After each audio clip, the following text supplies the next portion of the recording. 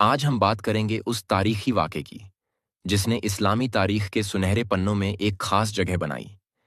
یہ واقعہ مسجد اقصی کی فتح کا ہے، وہ مقدس سرزمین جسے مسلمان اول قبلہ کہتے ہیں، جہاں پیغمبر اسلام حضرت محمد صلی اللہ علیہ وسلم نے شب معراج کے دوران نماز ادا کی تھی۔ یہ وہ مقام ہے جو یہودیوں، عیسائیوں اور مسلمانوں کے لیے بے حد اہمیت رکھتا ہے۔ بیت المقدس کا مذہبی اور تاریخی مقام بیت المقدس، جسے آج یروشلم کہا جاتا ہے، 3 اہم مذہبوں کا مرکز ہے۔ یہودیوں کے لیے یہ ان کی تاریخ اور مذہب کا مرکز ہے۔ عیسائیوں کے لیے یہ جگہ حضرت عیسیٰ علیہ السلام کی یاد دلاتی ہے، اور مسلمانوں کے لیے یہ نہ صرف اول قبلہ ہے بلکہ معراج کی رات کی یادگار بھی۔ یہ جگہ الاقصی مسجد اور قبۃ الصخرہ جیسی اہم عمارتوں کا گھر ہے۔ یہودیوں کے لیے یہ وہی جگہ ہے جہاں ان کا ٹیمپل ماؤنٹ ستھت تھا۔ عیسائی اسے حضرت عیسیٰ کے جیون اور ان کی صلیب سے جڑی گھٹناؤں کے کارن اہم مانتے ہیں، لیکن مسلمانوں کے لیے یہ قرآن اور سنت میں بیان کی گئی اہمیت کے کارن ایک انمول دھروہر ہے۔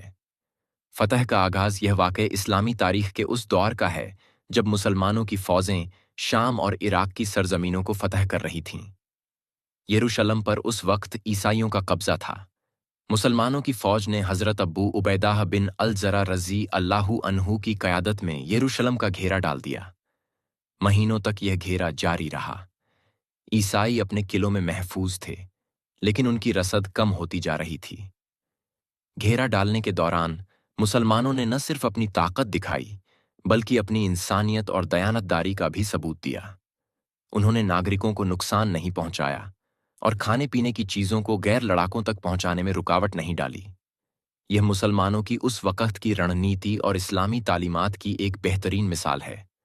آخرکار عیسائی پادریوں اور حکمرانوں نے یہ شرط رکھی کہ وہ یروشلم مسلمانوں کے حوالے کر دیں گے، لیکن صرف اس شرط پر کہ خود مسلمانوں کے خلیفہ حضرت عمر رضی اللہ عنہ آ کر یہ صلح نامے پر دستخط کریں۔ حضرت عمر کا سفر جب یہ پیغام مدینہ منورہ پہنچا تو حضرت عمر رضی اللہ عنہ نے فوراً سفر کا ارادہ کیا۔ آپ اسلام کی سادگی اور توحید کی سب سے بڑی مثال تھے۔ مدینہ سے یروشلم کا سفر آپ نے نہایت سادگی کے ساتھ طے کیا۔ نہ کوئی شان و شوکت، نہ کوئی بڑی فوج۔ آپ صرف ایک نوکر کے ساتھ ایک اونٹ پر سوار تھے۔ راستے میں نوکر اور آپ باری باری اونٹ کی سواری کرتے تھے۔ جب یروشلم کے قریب پہنچے تو اونٹ پر نوکر سوار تھا اور آپ پیدل چل رہے تھے۔ یہ دیکھ کر عیسائی پادریوں کی آنکھیں حیرت سے کھلی رہ گئیں۔ جب حضرت عمر یروشلم پہنچے تو پادریوں نے ان کا استقبال کیا۔ وہ ان کی سادگی اور عدل دیکھ کر بے حد متاثر ہوئے۔ ایک ایسے خلیفہ کو دیکھنا جو نہ تاج پہنتا ہے نہ سونے چاندی کے تخاشت پر بیٹھتا ہے، عیسائیوں کے لیے بالکل نئی بات تھی۔ صلح کا دستاویز اور یہودیوں کے حقوق۔ حضرت عمر رضی اللہ عنہ نے یروشلم میں داخل ہوتے ہی اپنی دریا دلی اور انصاف کا ثبوت پیش کیا۔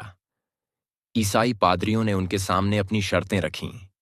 اس صلح نامے کو عہد عمر کہا جاتا ہے۔ اس میں یہ لکھا گیا کہ عیسائیوں کو اپنے مذہب پر عمل کرنے کی پوری آزادی ہوگی۔ ان کی عبادت گاہوں کو نقصان نہیں پہنچایا جائے گا۔ ان کے گرجا گھروں میں مسلمانوں کو زبردستی عبادت کرنے سے روکا جائے گا۔ عیسائی پادریوں نے یہ بھی شرط رکھی کہ یہودیوں کو یروشلم میں بسنے کی اجازت نہیں ہوگی۔ مجبور ہو کر حضرت عمر نے اس شرط کو مان لیا، لیکن انہوں نے یہودیوں کو یروشلم میں اپنی عبادت کرنے کا حق دیا۔ یہ فیصلہ ان کی انسانیت اور عدل کا بہترین نمونہ تھا۔ یہودیوں کو ان کے حق دلا کر حضرت عمر نے یہ ثابت کیا کہ اسلام سب کے لیے عدل اور انصاف کا پیغام ہے۔ مسجد اقصی کی صفائی اور تعمیر۔ یروشلم کی فتح کے بعد حضرت عمر رضی اللہ عنہ نے مسجد اقصی کی تعمیر کا حکم دیا۔ وہ خود اپنے ہاتھوں سے مسجد کی جگہ سے کوڑا اور گندگی صاف کرنے میں شریک ہوئے۔ یہ وہ جگہ تھی جہاں کبھی یہودیوں کا مندر تھا، لیکن بعد میں اسے برباد کر دیا گیا تھا۔ مسلمانوں نے اسے پھر سے عبادت کی جگہ بنا دیا۔ مسجد اقصی کا پہلا ڈھانچہ بے حد سادہ تھا، لیکن یہ مسلمانوں کے اخلاص اور عبادت کا مرکز بن گیا۔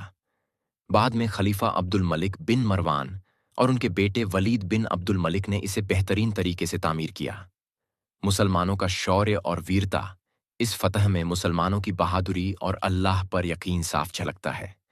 حضرت ابو عبیدہ، حضرت خالد بن ولید اور دوسری صحابہ کی قیادت میں مسلمانوں نے ایمان اور طاقت کا بہترین نمونہ پیش کیا۔ انہوں نے یہ دکھایا کہ جنگ صرف تلوار سے نہیں، بلکہ عدل، انصاف اور دیانت داری سے جیتی جاتی ہے۔ یروشلم کی فتح نے اسلامی طاقت کو ایک نئی پہچان دی۔ اس فتح کے بعد مسلمانوں کی حکومت میں یہ علاقہ امن اور خوشحالی کا گہوارہ بن گیا۔ ہر مذہب کے لوگ اپنے اپنے طریقے سے عبادت کر سکتے تھے۔ آج کا پیغام مسجد اقصی آج بھی دنیا بھر کے مسلمانوں کے لیے عزت اور عقیدے کا مرکز ہے۔ یہ فتح ہمیں یہ سبق دیتی ہے کہ انصاف، دیانت داری اور اللہ پر یقین سے ہر مشکل کو آسان کیا جا سکتا ہے۔ یروشلم کی فتح حضرت عمر رضی اللہ عنہ کی سادگی اور انسانیت کی ایسی مثال ہے جو رحمت اور